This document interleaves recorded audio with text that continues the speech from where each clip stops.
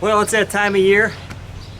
The snow's gone, it's a little windy, but it's nice and warm out. The grass is mowed, the flowers are planted, so now it's time to get this baby out. Time to get the smoker out.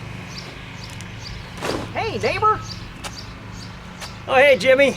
There's always that one neighbor that likes to show up when the smoker comes out. I'm not sure. It's like he's got this sixth sense or something. So. What you cooking? What? No, wood. What kind of food? No. Buckeye. Ooh, I love ribeye. I'll go get me a plate. Buckeye burl. Anyhow, we're gonna get this set up. I'm gonna show you how I use an electric smoker to stabilize wood. Now I'm gonna get out of here before Jimmy shows up with a plate.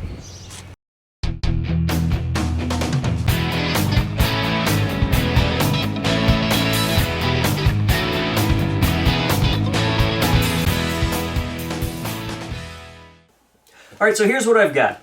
I've got my digital scale that weighs in grams. I've got a pencil, a metal pan, because all this is going in the oven, and I've got my wood. Now, Buckeye burl, depending on how old or the state you get it in, it can be really dry. You can turn it without stabilizing, but the problem is when you cast it in resin, the resin's so much harder that your tools will cut real easy through the wood and then not as hard into the resin. So as you're applying pressure to cut the resin, you're going to cut a little extra into the wood and it's too easy to knock it out around or have a catch and blow it apart. So I like to stabilize it. Another reason is because when I use dyes in my resin, I don't want the dye to soak into my wood and discolor it. I want my wood to stay wood color. I want it to be natural. So that way you see the contrast between the natural wood and the resin. So by stabilizing it, it stops the resin dyes from soaking into the wood pore and discoloring it, and it makes it a little easier to turn in the long run. So let's get started. Alright, so the first thing you need to do before you stabilize anything is make sure you get it clean. As you get some of this stuff, you're going to notice the bark's loose on it, and there's a lot of little debris floating around in here. This is all the stuff that you want to get out if you're going to cast it. What I'll do, I'll use a small screwdriver, dental picks, anything that you have that you can get in there, and then once it's all picked out, I'll steel brush it. You can use this on a drill press, that speeds things up. It really all depends on how much divot, nooks, and crannies you have, because you don't want to break these points off. You want to leave all this natural wood on there. That's what gives you your character if you cast it. But if you don't remove this stuff beforehand, after you stabilize it, it's still a loose bond. So what's going to happen is, as you turn this down, if you cast over it and turn it, these are going to be areas that'll break away on you and give you problems. So make sure you clean it down real good before you stabilize it. Alright, so I've got my scale set to grams. I've got it zeroed out. Now all I'm going to do is weigh each of these. Write it on the bottom with a pencil. And what this is going to allow me to do is check the weight every hour. Alright, so I'm going to place them all in a pan. I'm going to set this in my oven. I'm going to set the oven at about 220, and I'm going to let it sit for an hour, and then I'm going to reweigh every piece of wood again. Once the wood stops coming down in weight, I know that my moisture content is 0, and that's what we want for stabilizing. Alright, so it's been about 4 hours. I took these out of the oven. One thing I do, once I weigh them, and I realize that the weight's not going down anymore, then I turn the oven off and I let them sit in there until the oven comes down to room temperature. That way I'm not removing blanks when they're hot and humidity isn't getting inside the oven. So now what I want to do, because I don't have time to put these in the stabilizing juice and they're still a little warm, I'm going to take a thick plastic bag and I'm going to place them all in there. And what this does, it allows them to come down to room temperature and cool off without absorbing any moisture or humidity from the air. If I were to just let these sit in the pan out here in the shop, the humidity in the air is going to be pulled back into the wood, and we're actually going to be defeating the purpose of warming it. So normally I would use a Ziploc baggie. I don't have one right now, so this is a really thick plastic bag. In fact, this is the bag that I've bought resin that it came in case it spilled in shipping. So it's pretty thick. It won't melt because the blanks are a little bit warm. And what I'm going to do is I'm just going to fold this over a couple times. I'll put some tape over the seam, over the edge. And that way, moisture's not going to get into this. And these are now going to sit for a couple of hours while I have to leave. And then when I come back, they'll be at room temperature and I'll be able to start the stabilizing process in the cactus juice. All right, so now I'm back. I've got my stabilizing tank out. I've got my vacuum pump, got my wood, I've got my juice. So this is stabilizing resin. It's different than casting resin. This stuff won't cure on its own like casting resin does when it's mixed. This has to be baked in an oven or in a heat source, and it has to reach, I believe, 190 degrees and for at least 10 minutes for the resin to properly cure. So that means we have to heat the core of this wood when we decide that it's time to bake it. But what we have to do right now, we have to take the tank. Now these tanks, this is a BVV tank, and I like them. You have to be able to see into them. People have asked, can I use a pressure pot to stabilize in? And honestly, it's not a good idea because you need to see what's going on inside that tank.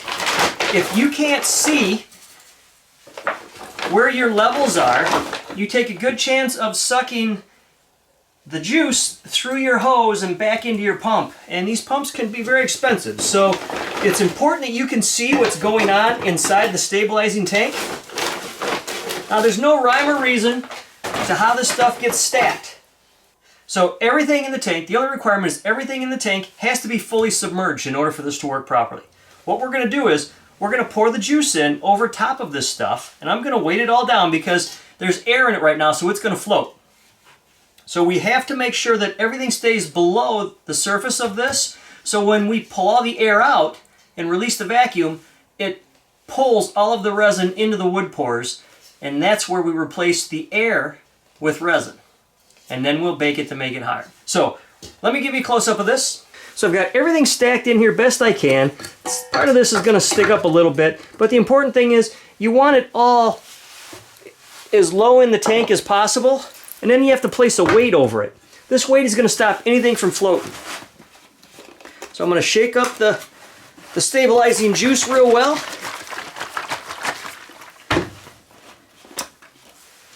And we're going to pour this in. As you can see, this kind of has the consistency of milk. Maybe just a hair thicker, but for the most part, because a couple of these pieces are pretty large, I needed to use the bigger tank. I have a couple of smaller tanks that I usually use, but because they're so large in size, I had to resort to this one. So as you can see, it's floating, which means I need more weight. So it's important that everything stay below the surface. I'm probably going to have to get some more juice too. But right now, let me go get some more weight, and then we'll make sure this all stays down nice and flat where it needs to be. All right, there we go. Now I've got everything weighted down so that it stays below the surface of the juice. Now I'm going to place the lid on it.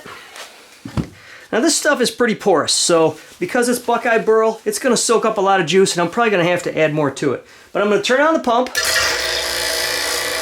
then we're going to start to pull a vacuum. And as you can see, it's going to bubble up real quick. It looks like it's boiling. Basically it is. We're only without the heat.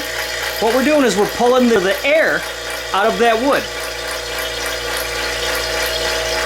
What I like to do is release the pressure. And what that does, it forces the resin into the wood. As you can see, it kind of throws it up, makes a mess, but this is glass, so it'll wipe up real easy. But because this wood is so porous, it's really not going to take that long. The problem is, we have to stay here with it until those bubbles stop. So you don't want the bubbles to get above the level where your hose is, because you don't want to pull that juice into your tank or into your pump. So we're going to continue to pull a vacuum until them bubbles dissipate and they stop coming out. All right, it's been just about an hour now, and this wood has stopped bubbling. We've gotten all the air out that I think we're going to get out. There's just a few really minor bubbles going on, but not too bad. What I'm going to do now, because it's getting late, I'm going to shut this off. I'm going to release the vacuum.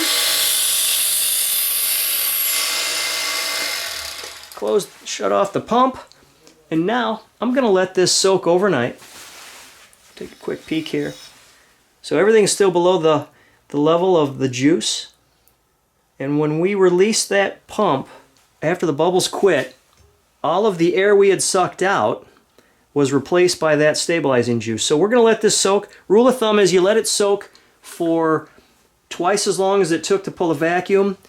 I'm going to let it soak overnight, and it really all comes down to what wood you're using. Some woods are quicker than others. Because this is such a dry, porous wood, buckeye burl, it gets done quick. All right, so it's the next morning, and I've allowed this to soak overnight. So now what we're going to do is we're going to remove it from the tank, wipe it all down, and get it ready to be baked to harden the stabilization juice. I pulled a vacuum on this tank again just to see if there was any air bubbles in it I needed to get out. I didn't have any air bubbles come out, so I know I've got all of the air out that I'm going to be able to get. Now the messy part. We got to take all this out and wipe it off so it doesn't make everything else sticky or slimy when we store it. So now what we need to do is take all the wood out of the tank and wipe it down. We want to basically get all of the juice off the surface. This way, when we bake it, we have a cleaner surface. We don't have as much crust build up on top to worry about because we're going to cast it. If I weren't casting this, I wouldn't be as concerned because anything that's on the surface is going to get turned away in the turning process. But because we're going to pour resin over this, I need to make sure that it's clean so that I don't have a layer of crust that divides my colored resin from the wood, which will be visible when you turn it. So that's what I'm going to do is clean each of these off, and then I'm going to place them in a pan. And as you can see, I put some bamboo skewers down on the bottom. This is just to suspend it off the bottom so when I do bake this and it cures, it doesn't stick to the bottom of the pan. All right, so I've got everything wiped down. I've got everything in these trays here. I use these foil trays. I get them at the dollar store. You can get for $1.25. Bamboo skewers I also get there, so with less than $4, you get 2 pans and some skewers to keep everything off the bottom of the pan. And then the leftover juice, I'm going to take a funnel and I'm going to put back in the container here, and I'll use it on the next batch. So I'll get that done, and then we'll move this out to the smoker. All right, so here's what we have. This is an electric smoker. I got it at Menards a couple years ago. It works real well for drying and stabilizing. What I do is I put a pan down here over the coils. That way nothing drips down on the hot coils and starts any kind of fire. I use these trays because they slide right in there without making any mess. And that way if any juice comes out of the wood, it's going to be kept in the trays. I also picked up a separate thermometer because you just can't trust. You can't trust these. I don't rely on what they come with the manufacturer, so I like to have a double check. So I'm going to set that in here as well. We're just going to close this up. Everything's nice and shut. Now I'm just going to set this. Now I have to get the core of this wood to 190, 195 degrees, and that's the center of the wood. It takes a 3/4 inch piece of wood. I think they say roughly 1 to 2 hours. Some of this stuff's a little bit thicker, so I'm probably going to let it go 5 or 6 hours. I'm going to bring the temperature up to somewhere around 200 degrees, between 2 and say 210, and that'll be a safe zone. You don't want to get it too hot because then you cook the resin out of the wood, so you want to keep that somewhere around that 200 degree mark. So I usually push about 210, but I'll come out and I'll watch that temperature gauge. That way I don't get it too hot and I can dial it back down. So that's all there is to it. Now it's just a waiting game. All right, so I want to share, this is another option that I used to do before I had my outside smoker. I'd buy 2 cake pans the same size, and I would get these at the dollar store. And I bought a cookie drying rack to put on the bottom. That keeps my wood off the bottom of the pan and allows anything to drip. And then you place them inside. Place your top pan over the top. And then I'm using this metal heating and cooling tape. You can get this at Menards, most hardware stores. Peel it off and I seal all the edges of the pan, and that way it keeps all of the fumes and vapors, everything inside the pan, and nothing gets inside your oven. Alright, so I've removed these from the smoker. I brought them inside. They cook for 6 hours. That's probably a little more than what I needed, but you can't cook them too long, right? There's no such thing as overcooking and stabilizing. As long as your temperature isn't too hot, you can cook them for 10, 12, whatever, however long you want to. So I always err on the side of caution and cook them probably just a little bit longer than I need to. So this is what you can expect when you take your pans out of the oven. You're going to have some of the juice that's seeped out and hardened on the bottom, usually. It's not a problem. This will sand off. I'll usually give it a day or so, scrape it off with a paint scraper, and then take it to a belt sander and clean it up. The main thing is there's not a lot on top. And this is important because if you're going to cast this in resin, like this piece here, I've got a little bit here in some of these lower areas. So what I'm going to have to do is I'm going to have to scrape and pick and clean all that out, because when I cast my resin over it, I don't want this visible in my resin. So that's it. Stabilizing pretty easy, especially in a wood smoker outside. You're not smelling up the house. You're not contaminating your kitchen oven, and nobody's getting mad at you in their kitchen. So one quick other thing, and we marked all of these, remember when we weighed them? So when I started out, this piece was 96 grams, and then we dried it down to 81. It's now 237 grams. So that's a huge difference from 91 to 237. That tells you how light this wood was when we started. It would have been way too soft to turn on its own, and how much resin you actually got in them pores, because now the weight is significantly higher. So if you want to see how I cast some of these, be sure to subscribe and stop back for more videos. I appreciate you stopping in. Hope you like what you're seeing. If you do, hit that thumbs up and let me know. And any comments or questions, I'd love to hear from you. So thanks for stopping by. I'm John. Have a great day.